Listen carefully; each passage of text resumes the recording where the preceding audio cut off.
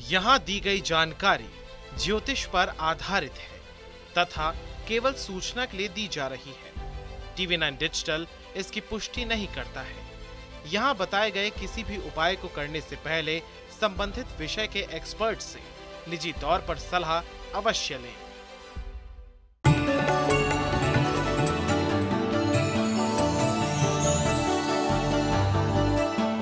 नमस्कार, astro science में आपका बहुत बहुत स्वागत है। मैं हूं आपके साथ कीर्ति अरोड़ा और मेरे साथ हैं एस्ट्रो साइंटिस्ट गुरुदेव जी वशिष्ठ जी। सर, आपका बहुत बहुत स्वागत है। माता रानी खुशियां दे, सदा सुखी रखे। पूजा पाठ का हिंदू शास्त्र में विशेष महत्व है। गुरुदेव भी अपने उपायों में भगवान की पूजा करने की सलाह जरूर देते हैं। पूजा पाठ तो आप करते ही होंगे, लेकिन पूजा के बाद बची हुई पूजा सामग्री का क्या किया जाए, इसके बारे में आज हम चर्चा करेंगे, ताकि बची हुई पूजा सामग्री से आप सुख समृद्धि हासिल कर सके। इसके साथ साथ राशि के पूरे दिन का हाल भी हम गुरुदेव से जानेंगे। लेकिन गुरुदेव, सबसे पहले जानेंगे कि पूजा में कुमकुम का प्रयोग किया जाता है, तो कुमकुम का प्रयोग क्यों होता है और पूजा के बाद बचे हुए कुमकुम का क्या किया जाए? कुमकुम, सिंदूर, बेटा मैंने पहले भी बताया था कि पुराने समय के अंदर जो भी राजे महाराजे हुआ करते थे, वो उनके जो बहुत कीमती हथियार, बहुत मजबूत हथियार हुआ करते थे, वो सिंदूर के अंदर दबा के रखते थे। कारण, इस धरती पर सिंदूर एक ऐसी वस्तु है, इसका ढेर जहाँ पर भी लगा दो, वहाँ पर कभी भी कोई भी हार्मफुल जर्म्स नहीं आते, वहाँ पर जंग नहीं लगता, वहाँ का वातावरण लगभग शुद्ध रहता है और वहाँ कीड़े मकोड़े या राहु की एनर्जी वहाँ पर बिल्कुल नहीं होती। यही कारण है कि सुहागनों को सिंदूर और परमात्मा को कुमकुम यानी कि सिंदूर का तिलक बहुत प्रिय है और ये लगाया जाता है ताकि शुद्धता आसपास में बनी रहे। तो इसका प्रयोग करना ये अपने आप में बहुत ही पवित्र माना जाता है। और लेकिन अब हमारे माथे पर लग गया, माथे पे लग गया तो अब उसका हम उतारा कैसे करें, विसर्जन कैसे करें, क्योंकि हर वक्त नहीं लगा के रखा जाता। ठीक है, तो ऐसी अवस्था के अंदर सही मायने में कोई भी पेड़ का पत्ता वगैरह लेकर के आपको अपने माथे से आप कुमकुम को साफ कर सकते हैं और किसी बड़े पेड़ के नीचे आप उसे छोड़ सकते हैं। नहीं तो आप घर की क्यारियों के अंदर भी उसको डाल सकते हैं। कारण ये कि पहले नदी नाले आम मिल जाया करते थे, लोग रहते ही जहाँ बहता पानी होता था वहाँ थे। ठीक है, लेकिन अब वो व्यवस्था नहीं है और दूर दूर तक बहते हुए पानी नहीं है, तो बेटा कहीं ना कहीं तो उतारना है। ठीक है, और मंदिर भी ऐसी कोई जगह नहीं है कि किसी भी चीज़ को जिसको बाद में इस्तेमाल नहीं हमने करना तो उसको वहाँ छोड़ दिया जाए। तो सबसे उत्तम, इस धरती पे जो भी चीज़ है बेटा वो एक ना एक दिन मिट्टी में मिलती है, तो मिट्टी पवित्र मानी जाती है। ठीक है, तो इसीलिए आप भी किसी भी पेड़ का कोई पत्ता वगैरह लेके कुमकुम को माथे से उतार के आप क्यारियों में छोड़ सकते हैं। उसकी भी खाद बननी है और वहाँ पर भी अगर कोई हार्मफुल जर्म्स है तो वो भी खत्म होंगे, यानी कि प्रकृति भी शुद्ध होगी और आपका मन का बोझ भी हल्का होगा। पर गुरुदेव, अमूमन लोग देखते हैं कि कुमकुम को हाथ से ऐसे गिरा देते हैं, तो इसका कोई दुष्प्रभाव भी पड़ता है? देख बेटा, परमात्मा को मानने वाले लोग उनके मिले हुए आशीर्वाद को इस तरह से खराब नहीं कर सकते। और अचानक अगर होता भी है तो भक्तों को दुख होता है, मानने वालों को दुख होता है। इसका कोई नुकसान तो नहीं। हाँ, ये बात पक्की है कि वो पाँव में लग कर के अनादर का पात्र बने, ये वाकई में बुरा है। ठीक है, पवित्र चीज़ मानी जाती है। तो फर्श पे ना गिरा करके अगर आप जाकर के क्यारी में, मिट्टी में, अपने घर पे लगे हुए पेड़ पौधों के अंदर अगर उसको डाल देते हो तो वो एक आदर सत्कार ही है। वो मिट्टी में मिल करके ऊर्जा वापस परमात्मा को मिलती है। ठीक है, तो वो सही एक तरीका है। अगर वो गिर जाए, पाँव के नीचे आए, तो उसको अशुभ माना जाता है। अपने मन के जो वहम है वही हमें फिर खराब कर देगा। जी, तो गुरुदेव, कुमकुम हर भगवान को चढ़ाया जा सकता है या किसी ऐसे भगवान को नहीं चढ़ाया जा सकता? बेटा, ये हमारे यहाँ पर थोड़ा सा एक अलग विषय है। कैसे? जिन लोगों ने कमाई करनी होती है, जिन लोगों को जोश की ज़रूरत है, जिन लोगों ने बिजनेस करना है, जिन लोगों ने जाकर के गद्दी पे बैठना है और ग्राहकों को बुलाना है, मीठी बातें करके उनको रिझाना है, या फिर जिन्होंने जाकर के पराक्रम दिखाना है, बेटा इनके लिए सफ़ेद चंदन बना है कि सफ़ेद चंदन का तिलक लगाते हैं तो ये चालाकी, तेज़ी, अपना फ़ायदा, सामने वाले का नुकसान ना हो उसको भी सोच जाना और ज़िंदगी को स्मूथ तरीके से मतलब कि कमाने के लिए इस्तेमाल करना, इन लोगों को सफ़ेद तिलक लगाना चाहिए। जो पढ़ने लिखने वाले बच्चे हैं, जिन गुरुओं ने उपदेश देना है, जिन ट्रेनरों ने आगे ट्रेनिंग देनी है, ठीक है, यानी कि जिन्होंने प्रवचन करने हैं, मोटिवेशनल स्पीकर बनना है या जिन्होंने सीखना है, इन लोगों को हमेशा पीले चंदन का तिलक, केसर का तिलक, हल्दी का तिलक ये इनको लगाना चाहिए, ठीक है। और इसके आगे जिन्होंने जंग लड़नी है, पहलवानी करनी है, ठीक है, यानी कि हनुमान जी के जो भक्त करते हैं, ठीक है, ये सब कुछ करना है, उन लोगों को लाल रंग का तिलक लगाना चाहिए।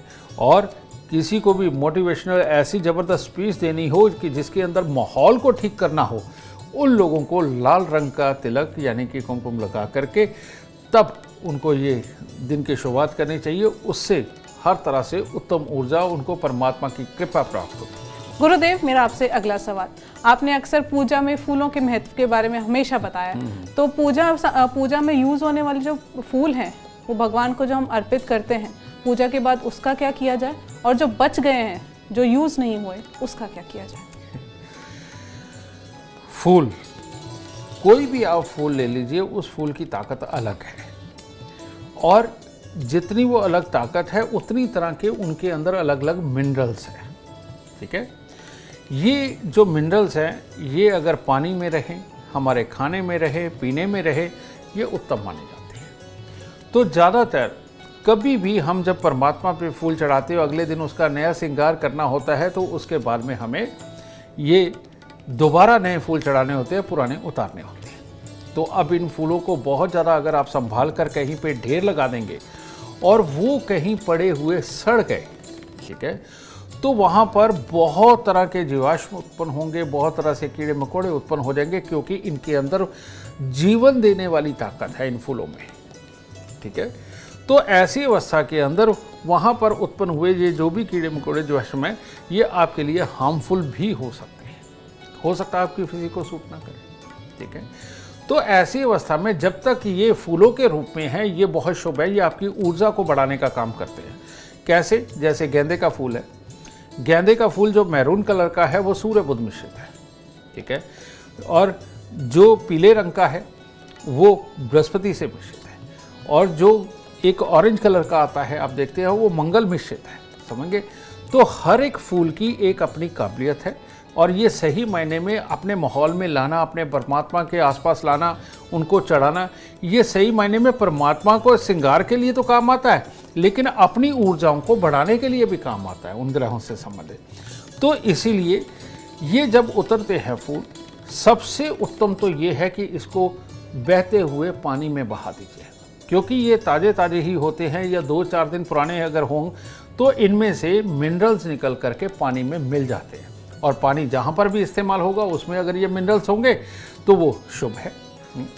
या फिर सबसे उत्तम ये है कि इसको एक ऐसी जगह पहुँचाया जाए जहाँ पर कि खाद बनाई जाती है, ठीक है, ये वनस्पति की जो खाद बनती है अगर वहाँ दिए जाए वो भी बहुत उत्तम है, क्योंकि वो बाद में खाद बन करके हमारे ही खाने पीने के लिए इस्तेमाल होना है, और उनमें ये मिनरल्स की मात्रा एक बहुत अच्छी खाद बनाएगी और हमारे लिए जो खाना पीना उत्पन्न होगा वो ज़्यादा उत्तम होगा। और ये 2 ही तरीके हैं कि एक जगह इकट्ठी करके खाद बनाई जाए। अगर वो खाद आपके खेत नहीं है तो कोई बात नहीं, आपके अपने घर पे पौधे लगाने का शौक़ आजकल सबको है, तो वो अपने घर की क्यारियों में भी उस खाद का इस्तेमाल कर सकते हैं। ये आपके घर की शुभता को और बढ़ाएगा।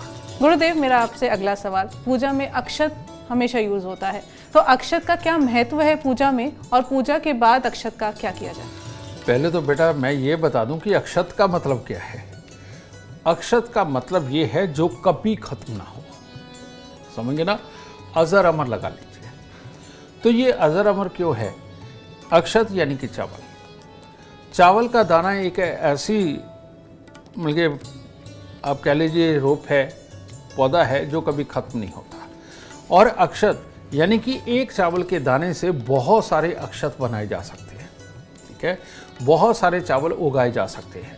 और अगर ये कहीं हमारे माथे पर लगा हुआ भी आप देखेंगे जब भी हम रौली का सिंदूर का तिलक लगाते हैं, साथ में ऊपर ये अक्षत यानी कि चावल लगाते हैं। इसका मतलब यही है कि आदमी चलता फिरता हुआ जहाँ भी जा रहा है, अगर मिट्टी के अंदर ये गिर भी गया और उसके ऊपर एक बरसात पड़ गई तो ये वापस पौधा बन के निकल आता है और फिर दुनिया को ये चावल देने का काम करता है। अब वो चावल या वो पौधा, ये छोटे छोटे जो जीवाश्म होते हैं, जो छोटे छोटे कीड़े मकोड़े होते हैं, इनके काम आता है, क्योंकि वो भी तो पौधे खा के ही जिंदा रहते हैं, ठीक है ना। और कोई भी पेड़ हो, कोई पौधा हो, कोई फूल हो, हर किसी का एक अपना पराग यानी कि अपना शहद होता है, ठीक है। तो इनका भी होता है, इनके अंदर भी ऊर्जा होती है और जीवन दायिनी ऊर्जा होती है। अगर हम माथे पर लगा करके चलते हैं और रास्ते में ये कहीं गिर जाते हैं तो ये कोई अनादर नहीं है, ये सृष्टि को बढ़ाने का एक नियम बनाया गया है। और छोटे छोटे हमारी संस्कृति के अंदर इस चीज़ का ख्याल रखा गया है कि हमारे आसपास में बहुत सारे कीड़े मकोड़े भी होते हैं, वो भी अगर भूखे ना मरे तो वो ज़्यादा अच्छा है। इस चीज़ को सोचते हुए इस अक्षत को माथे पर लगाया जाता है। चलते फिरते अगर ये मिट्टी में गिरते और उसके ऊपर पानी पड़ता है, ये पौधा बनता है। इससे धरती पे हरियाली भी बनी रहती है और कीड़े मकोड़ों का पेट भी भरता है। तो इतनी महीन सोच रखी है हमारे पुराने साइंटिस्ट यानी कि ऋषि मुनियों ने, जिन्होंने ये संस्कार बनाए। तो गुरुदेव, जो अक्षत बच जाए उसका क्या किया जाए? जो भी अक्षत आपके बच जाते हैं उनको बहुत अच्छा है कि बाहर आप जा कर के, जहाँ कहीं पाँव ना पड़ते हों, वहाँ साइडों के ऊपर आप मिट्टी के अंदर अगर इनको डाल दे, रोप दे, तो वो ज़्यादा उत्तम है, या इसे बहते पानी के अंदर बहाना, वही सबसे उत्तम है। तो कुछ लोग होते हैं गुरुदेव, वो खाने में इसे मिला देते हैं, जो बच गए हैं, जैसे कटोरी में हल्का थोड़ा सा बच गया तो उसको खाने वाले चावल में मिला देते हैं, ये सही है? बेटा, ये सही भी है, लेकिन अगर पूरी तरह से सिंदूर के अंदर रंगे हुए हों, ठीक है, तब शायद हम खाने में ना मिलाएं तो ज़्यादा अच्छा है। उसका कारण ये है कि सिंदूर बहुत बड़ी ताकत है। सिंदूर लगाना बहुत उत्तम है, लेकिन सिंदूर खाना जहर की तरह है, ठीक है। तो इसीलिए अगर हल्दी लगे अक्षत है, चंदन लगे अक्षत है, तो कोई प्रॉब्लम नहीं, आप उन्हें खाने में मिला सकते हैं। लेकिन सिंदूर लगे अगर अक्षत है तो उनको आप किसी क्यारी में बोए, वही ज़्यादा उत्तम होगा। गुरुदेव, मेरा आपसे अगला सवाल, पूजा पाठ में यूज होने वाली सुपारी का क्या किया जाए? ये तो सबसे बड़ा सवाल है और सबसे बड़ी शक्ति है, ठीक है। सुपारी, इस धरती पर अगर पूरी तरह से खून को प्यूरिफाई करने की ताकत अगर किसी में है तो वो सिर्फ और सिर्फ सुपारी है। इसीलिए जन्म कुंडली के अंदर अगर मंगल राहु का मेल हो या मंगल दूषित ग्रहों से ग्रसित हो और जिसके कारण आदमी बीमार रहता हो, या मैं सिंपल तौर पे कहूँ कि जिनको एक के बाद दूसरी, दूसरी के बाद तीसरी बीमारी आती है, इन्फेक्शंस आते हैं, इन लोगों को सुपारी ज़रूर दर ज़रूर खानी चाहिए। और इसी वजह से हमारे हर पूजा पाठ के अंदर सुपारी का विधान बहुत ही विशेष महत्वता रखता है। तो इसीलिए सुपारी अगर आप कच्ची नहीं खा सकते, वैसे तो कच्ची ही खा लेनी चाहिए। और अगर मान लो दांत कमज़ोर हैं, आप नहीं कच्ची खा सकते, आप उसको काट के छोटे छोटे पीस में उसको रात्रि में पानी में भिगो दीजिए और सुबह पूरे दिन भर के अंदर थोड़ी थोड़ी एक एक दो पीस लेकर के उसको खाते रहें। इससे दांतों की मजबूती भी बनती है, हमारे खून भी प्योर होता है और हमारे शरीर के अंदर नसों की मजबूती भी बनती है, और ये बहुत बहुत बहुत ही शुभ मानी जाती है। इसीलिए तो परमात्मा को अगर विराजमान करना हो तो सुपारी के ऊपर कलावा लपेट कर उसको परमात्मा मान करके हम उसे विराजित कर देते हैं, ठीक है। कारण ये कि उसमें खून बनाने की पूरी ताकत है, वो एक तरह का खून ही है, ठीक है। तो प्राण हुए खून जहाँ है वहाँ प्राण हुए, तो प्राण प्रतिष्ठित परमात्मा के रूप में हम सुपारी का इस्तेमाल कर लेते हैं। तो इसीलिए इसको खाने का प्रयोग करना चाहिए, फेंकने का बिल्कुल नहीं।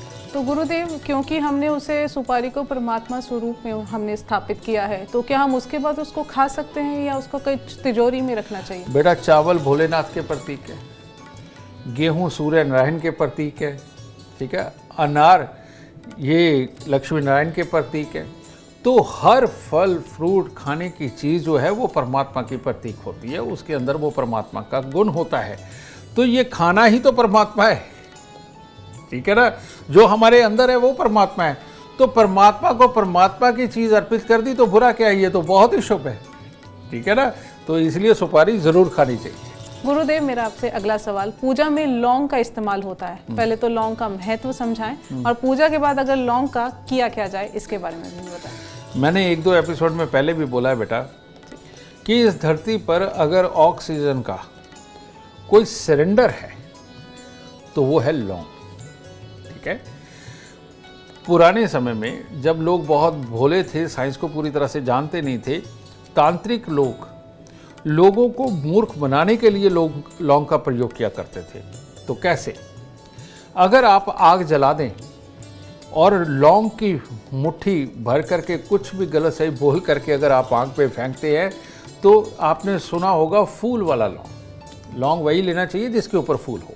ठीक है, रियलिटी में फूल नहीं, वो एक तरह का ऑक्सीजन का सिलेंडर होता है। जब हम आग में फेंकते हैं तो वो एकदम से ऑक्सीजन भड़कती है और लौंग नाचने लग जाते हैं। ठीक है, तो वो उस चीज़ को जादू मानते थे, जबकि सच्चाई यही है कि उसके अंदर ऑक्सीजन बहुत ज़्यादा मात्रा में है। जिन लोगों को, बच्चों को याद नहीं रहता, जो लोग दिमाग के चुस्त नहीं है, जो कंसंट्रेट नहीं कर पाते, समझ गए, और या फिर हर वक्त उदास रहते हैं, बेटा इन लोगों को ऑक्सीजन की बहुत ज़्यादा ज़रूरत होती है, इन सब लोगों को। और इन लोगों को सुबह दोपहर शाम 1-1 या 2-2 लौंग चूस के खाने चाहिए, और वो भी फूल वाले, क्योंकि इसके खाने से सबसे ज़्यादा ऑक्सीजन की मात्रा हमारे अंदर जाती है, हमारी रगें खुलती हैं, और ऑक्सीजन अगर अंदर ज़्यादा अच्छी मात्रा में होती है तो खून का फ्लो भी बहुत शानदार चलता है। और अगर ये चलता है तो नसों के अंदर रुकावट नहीं आती, और नसों में अगर रुकावट नहीं होगी तो आपका शरीर भी स्वस्थ रहेगा, दिमाग भी स्वस्थ रहेगा।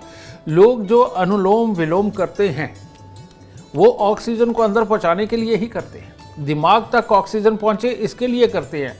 और ये लौंग खाने से ये ऑक्सीजन शरीर में और दिमाग में अपने आप पहुंचा देता है, क्योंकि इसके अंदर ऑक्सीजन का पूरा वेग होता है। ठीक है, तो बहुत ही शुभ चीज़ है ये धरती पर, इसीलिए ये भी परमात्मा की पूजा के अंदर खास तौर पे स्थापित किए जाते हैं, परमात्मा को अर्पित किए जाते हैं।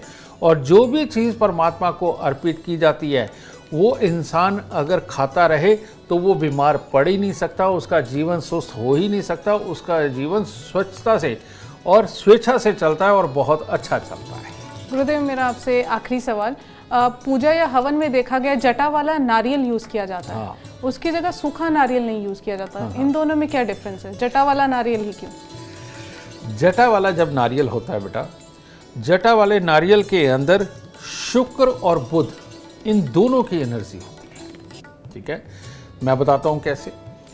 कि जब हम उसे तोड़ते हैं तो उसमें से जो पानी निकलता है वो शुक्र और चंद्र मिश्रित होता है, जो कि बहुत ही ज़रूरी होता है शरीर के लिए, और उसके अंदर बहुत ज़्यादा मिनरल्स पाए जाते हैं।